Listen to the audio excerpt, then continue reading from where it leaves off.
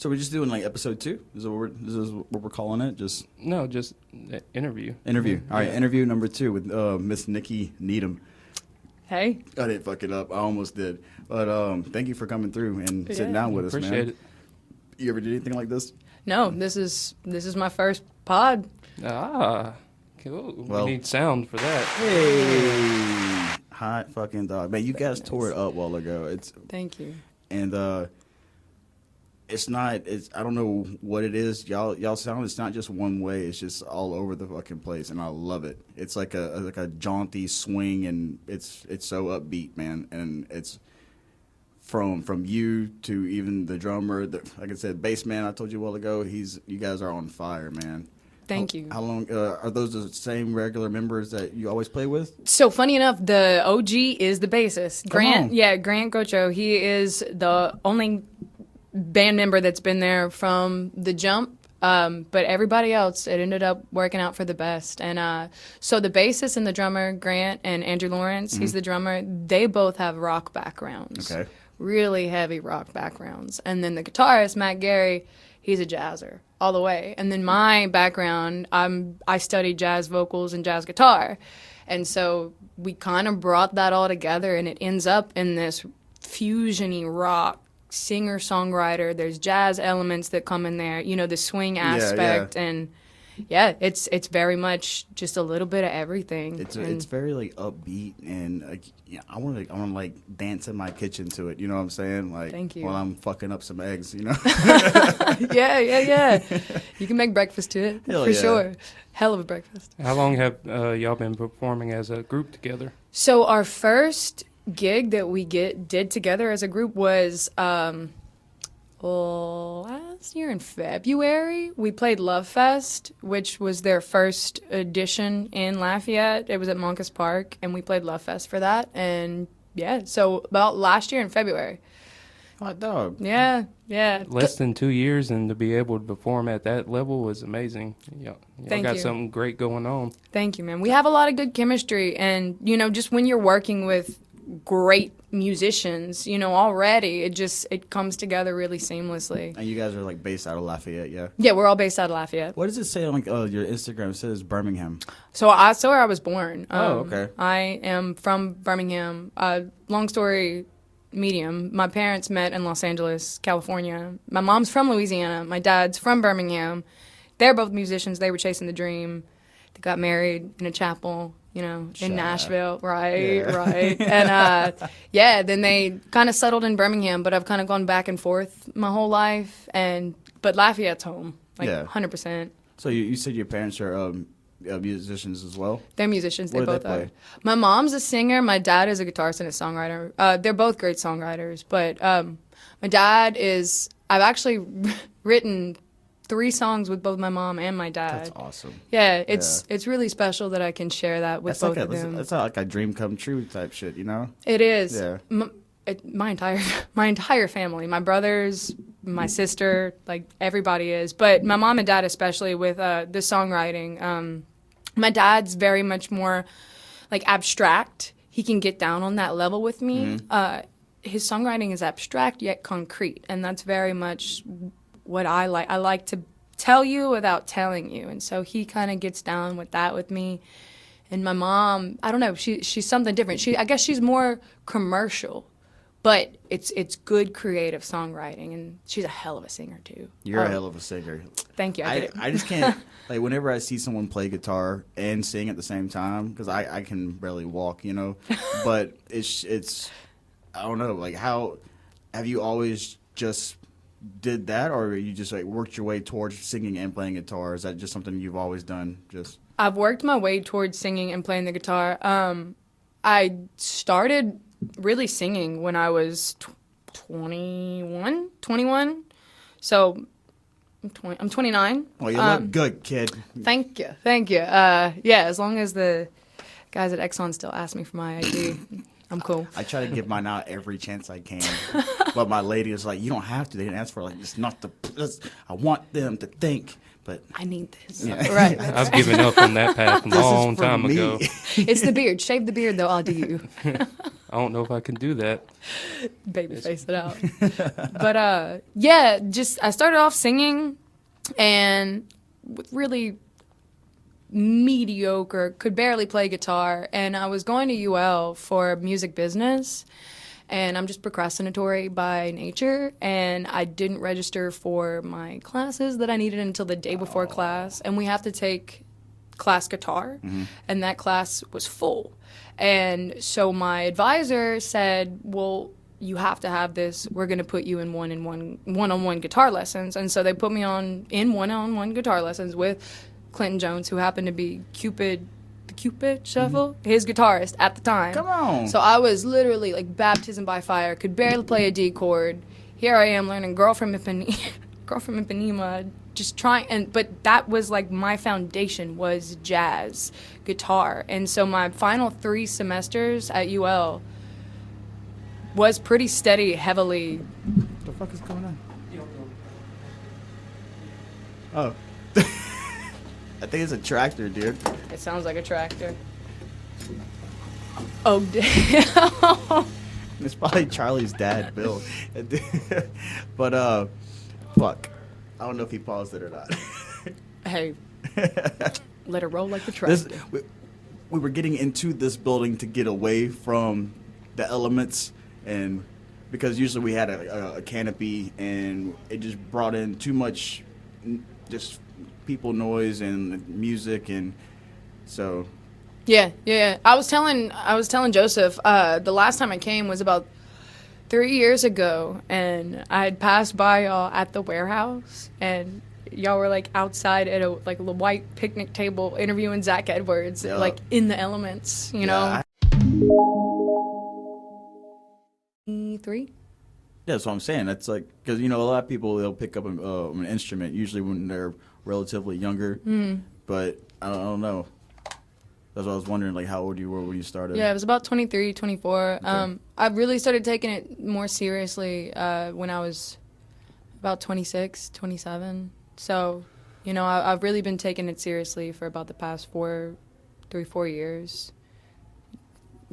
Chopping out, trying to play, trying to hone in and study and understand what I'm doing a little bit Music theory more. is fucking... I know. It's a different language, but once you start speaking it kind of comes a little bit more. Joe plays bass and... Not that well. And the trombone. And trombone. Yeah, I play trombone more than I do anything else nowadays. Though it's awesome when somebody is a badass trombone player, because that really wows. I'm definitely not bad. I'm decent, but not... I guess I don't I have no like one it. to play with, I really. like it. You can play with yourself. What do Dirty you- dog. What do you do when a trombone player is on your doorstep? Oh, I have no idea. You pay him for the pizza and you say get on your way. Damn.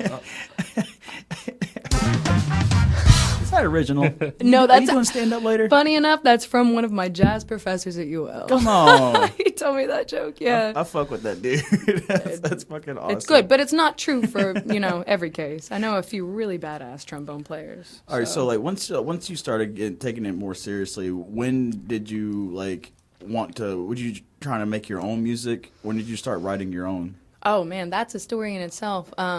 Yeah, I was in treatment when I was 19, and so 10 years ago, and I wasn't playing instruments. I wasn't a musician then, quote unquote. But all I had, we were cut off from everything. You can't have anything when you're in there. And all I had was my notebook. And there was a girl in there I was 19 at the time, and there was a girl in there that was 27, and she was a poet. And I wrote out this poem, and I showed it to her, and she was like, "This is really, really good." And that is contagious, and that's a song that I've released. And I love that fucking song. Thank you. I'm not even And kidding. it really came from a place of, true earnestness. Like, this is where I'm at. I have nothing to distract me from myself. And yeah, like that first verse, the cobwebs in the corners of my mind, that I wrote that there, and then I'd written the rest of it, and I was visiting with my dad, and I said, I just don't feel like the second verse really comes across as what I'm trying to say. And so we drank coffee, and just being able to be like, and this is when I was 27. So like being able to be that vulnerable and tell my dad that, and he and I crafted the second verse together. That's really cool. It's really cool and really special to me. And so that song just, it holds a lot of meaning to me because it is my development and my journey as a person, and it's kind of home for me in that song. Did you write your own bio on your website? So Taylor Wildman and I both. All right, because it's put together really well. That's Wildman. That's Taylor. Yeah, that's it's very eloquent, drafted. Yeah, like, I think he wrote the Iceman Specials bio as well. Come on. Yeah. We need to commission that motherfucker. I need some words. He's dude. awesome. Yeah, he's great. He's quite the wordsmith. And I like I said, I was like creeping on your stuff, trying to get to know you, so I could have some questions lined up. How you talk about when you write, this is like you're writing your songs and their past experiences and stuff like that. But you also go in depth about what is that phrase you had used? It's like Latin or whatever. It means like formlessness, and they used it in like Abstract. It's like mortem materia or some shit. Oh, prima materia. That prima materia. So it's like can you explain that, please? So I don't want to sound cringe, but like when I really hit the ground running, I got into Jordan Peterson. Fuck yeah. I got into Jordan Peterson, and I read 12 Rules for Life. Mm-hmm. And when I found Prima Materia and just the whole concept of, forming order out of chaos, mm-hmm. and then, like on top of are y'all Harry Potter fans? Mm-hmm. Oh yeah, like so the whole snitch and everything, that's pulled from Prima Materia. That's pulled from that. The snitch represents that. It's like the higher order. And so when they chase the snitch, the guys that are above everybody else, like it's supposed to represent us that are like chasing a higher path above everything else. Damn. Right? That's deep as fuck. JK, she was on something. So chills just now, dude. So yeah, like you're doing the normal thing in life, and then on top of that, as an artist or whatever you're trying to do that's like the next bar up, you're also chasing that while having that go underneath. And then on top of, the snitch per se, is a dragon, which represents chaos. And then on top of the dragon stands a figure that's both masculine and feminine. It's got two sides of the head, because ideally, when you come into that sense of self, you have a balance of the masculine and feminine, and so the moon and the sun. And so I put Prima Materia because it's like my life in general is chaos, and I feel like at least for me, the only thing that keeps me going is to make art, to make something out of nothing. Yeah. Because what is life, in general, except for pulling meaning out of... That's a whole separate podcast right there. Long story long, yeah. No, it's beautiful, man. It just caught me. I was like, man, because, I read some. I can read, and whenever it's something like that, I sat back here earlier just like I don't know what this is. And so I started looking it up and was like, this is deep, and like you said, it's like taking that chaos and forming into something out of nothing. That's what we're all doing, especially with this whole event, and the things that just that control in the chaos. You gotta what you have given to you, gotta make it work for you. Yeah, one way or another. And express, put your spin on it, and then just like your art, your words. And you write. Did anybody hurt you? Like a guy hurt you? A girl? You fucking feelings are hurt. Dude. You got some powerful words in there. My life. I mean, I've had a hard life, and that's the case for a lot of artists, that they've had hard lives, and I do believe that that's kind of like the artist curse, because we feel so deeply, but I find a lot of strength in being vulnerable and telling my story and being earnest, because what do I have to hide? Because we're all human beings, and who knows who it's gonna touch, But if it doesn't touch anybody, at least like I'm getting that out and I'm putting that out, you know, and that's at least my staple, my print. So the one thing that struck me is the video for Anyway. Yeah. I was like, all right, well, fuck you too. we broke into a allegedly. So where that's shot, that is an abandoned women's insane asylum.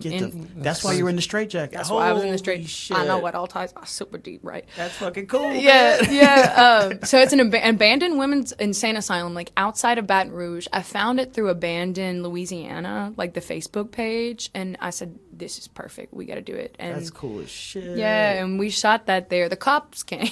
The cops did come. They said we have to leave. We ran across the street. We waited. We ran back, and we shot it. And how long did it take to shoot? A day. A day? A day. That's not bad. A day. Because, well, did y'all shoot the whole thing there, or did you? It's just like that section. Yeah, just that section. Okay, so okay. it's shot in between like 3 different locations. Yeah, because in the video it's like 3 different atmospheres going on. Yeah, 3 different locations. But that was like the chunk of it because I really wanted it to represent, you know, kind of the insanity that being in a toxic relationship can, you know, cause both of you to go into. And dudes used to send their wives there when they were uncompliant to get lobotomized, you know. So I was wow. Yeah, I know, right? I know, kind of crazy. Ain't that when they drill in your head? No, it's like a fucking pick, like a ice pick. Yeah. And they put it behind your eye and they your frontal lobe and make you, you know, the old school medical. half a person. they make you real happy. Actually, I got to see one. tough. My lady and I, we just went to New Orleans 2 nights ago to a show, and we went to the Museum of Death, and they had a fucking real pick there. And, No shit. And it was like fucking like that is Wouldn't it just kill everybody? no. They go to a specific part in the brain to just like make you lethargic for the rest of your life. It's pretty wacky. I went and got into the history of it, and the guy that really started doing it, he kind of went like all megalomaniac with it and just started just ice picking everybody, and he did fuck some people up. Yeah, I mean, obviously. Yeah. They used to do it to people who Wow. came back from World War I who were like shell shocked and fucked up from the war. Man. They would just lobotomize them because they didn't know how to deal. They didn't know how to like treat PTSD and stuff. Ooh. You know? Yeah, it's fucked up. It would suck for me back in the day, wouldn't it? Yeah. That's fucking crazy. Yeah, come into the VA clinic. We got something right here for you. Ice pick. So with your, you released a new album, right? It's a single. It's a single? It's a single. You got yeah. 2 more coming up too, right? Got 2 more coming up. Yeah. So it's a string of 3 concept singles, and the first one is called "Facing Yourself," and we played 2 of them in our set, but the first one is "Facing Yourself." The second one is called "Happy Enough," and the last one we played all of them actually, and the last one is called "Serenity." The last song you played. Talking about the last song you played. The very last song is a mashup of 2 different songs, and that's to come in the future. That fucking solo old boy was hitting was fucking ridiculous. He's man. great, That man. dude. Everybody. He doesn't like for me to say it, but he's 20. Like Really? yes, and he's awesome. He looks like a full dude. I man. know, right? super. Matt Gary, super talented guitarist. Love you, man. I'm not talking shit, man, but you know, Yeah, Yeah. he handled business for Hell sure. yeah, The way he man. walked down the frets, it was nice. But age doesn't. I mean, like that goes to show that, you know, when it comes to something skill wise, you know, as being an instrumentalist, a musician, like age doesn't mean shit. Like Right. he absolutely crushes it. You know, with musicians that are 10 years. And that's a big thing about Lafayette too. There's a lot. There's so many waves of just young musicians that just. That's why I love Lafayette, and because you're close to you're close to where all the good music is anyway. You know, Acadiana, then you go to Baton Rouge, and then New Orleans is right next door. You know. I do want to ask you, because you saw me go up to you at the stage. I was looking at your guitar and shit. I didn't want you to think I was staring at you. I was like, I want to see your fucking. Can you move, please, so I can look at your fucking guitar? So talk about what is that thing? Everybody does that. Yeah. I told my band, I was like, it's my child. You It's know, fucking nice. It's so beautiful. Yeah, it's a Metropolitan Tanglewood. And it's funny how I found it. For my 27th birthday, I ended up going to Houston to look for pedals because I was just starting to get into pedals. And I went to a boutique guitar shop, and they had a seafoam green Metropolitan because they were made. It was a limited edition I run. bet that was pretty. Yeah. Gorgeous. And each one of them is a custom and unique in its own. And I played it, and like as soon as I held it, it felt like home. Like it felt like my guitar, but I could not spend $3,000 on it at the time. Anyways, pandemic hits. I'm on Reverb, and I was like, let me just see. I love Reverb. Me too. Yeah. But the thing about myself is I like to play like my Strat and my Metropolitan. Those are my two like go-to guitars. They're shell pink because I've always had like, you know, this more masculine side of myself, and I like to play pink instruments because I feel very powerful when I perform. Not in an egotistical way, but you know, like just back. You should, yeah. But I mean, you're gonna do it. You gotta do it. Yeah, you know? and so playing a pink instrument, like bringing in that femininity to it too. It's just this, you know, it's prima materia. It's like this balance of the masculine and feminine. You know, if I really want to get into it, why I love pink instruments, and I found that one, and yeah, I got my little stimmy check, and I bought the Metropolitan. What is the gold piece right there, like where like the pick guard would be underneath? Isn't it like it's like a gold fucking strip or whatever? It's like that on the underside of the strings. I couldn't tell you. You got too many buttons and switches on that motherfucker. So, dude, funny enough, so there's 3 different knobs on the bottom. And, like, I knew I had the neck, the bridge, and I could not figure out the third one for my life. And it has a click. Like, there's something. I asked Steven Staples. I was like, what does this do? Fuck yeah. You know? And I was trying to figure it out. And so I ended up bringing it to my, you know, luthier and Jim McGee in Lafayette. He's awesome. But when I picked it back up, he had fixed what it was. And I was like, can you just tell me what this is? And he was messing around with it. And he was like, this is an acoustic pickup on your guitar.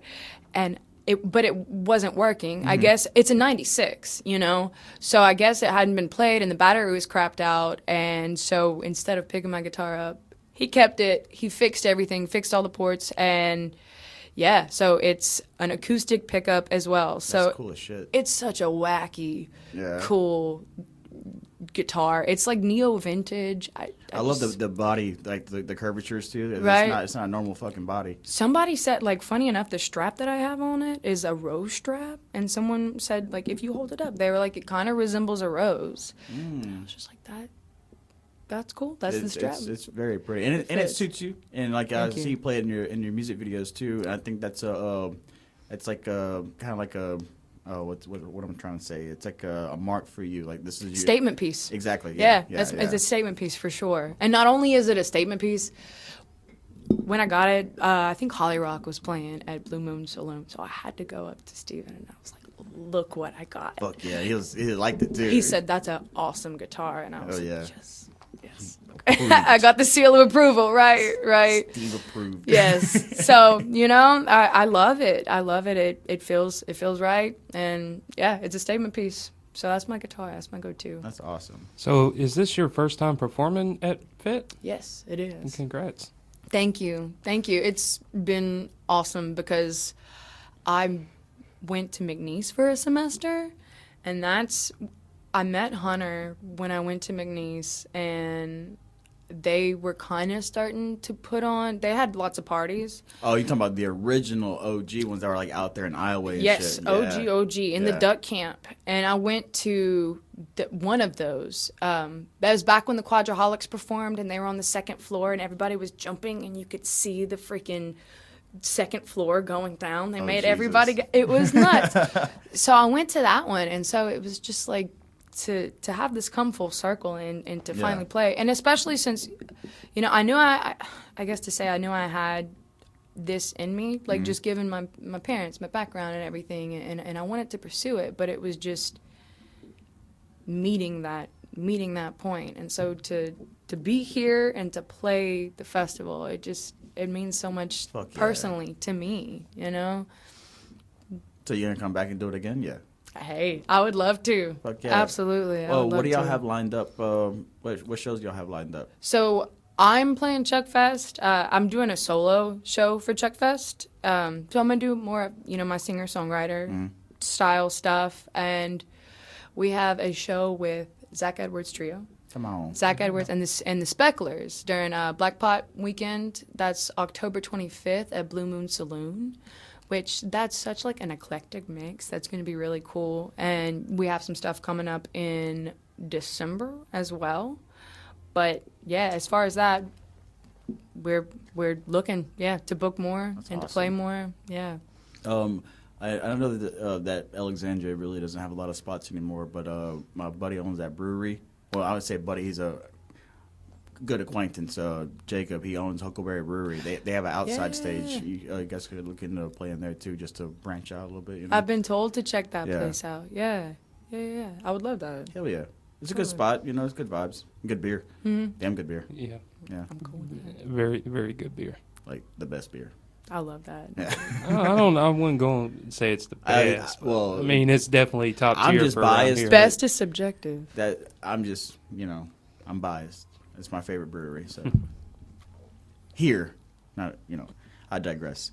Anyway, when are you releasing your other 2 songs? So I'm doing 6-week singles. Okay. So Happy Enough is the second single. Mm-hmm.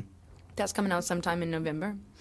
And Serenity is the final single, which we went balls to the wall. We did a music video for it. It's really, really awesome. That's going to come out sometime in December. Either December or January, because I'm hesitant because holidays and all the Christmas music. So I may hold off and release it in January, Why 6 weeks? Like, why the specific gap? That's supposed to be the thing. My older brother is a musician. He's based in Nashville. Hell and he's been doing a much longer than I have. And he's working with a manager who's, more into the scene, and that's what he told him to do. He said 6-week singles, and my brother gave me that, and I was like, that is a really good idea. You keep up the momentum of going, and then as I'm doing these 6-week singles, I'm also recording another project as well. So that's going to come out after that. Awesome. Oh, okay. Well, hot dog.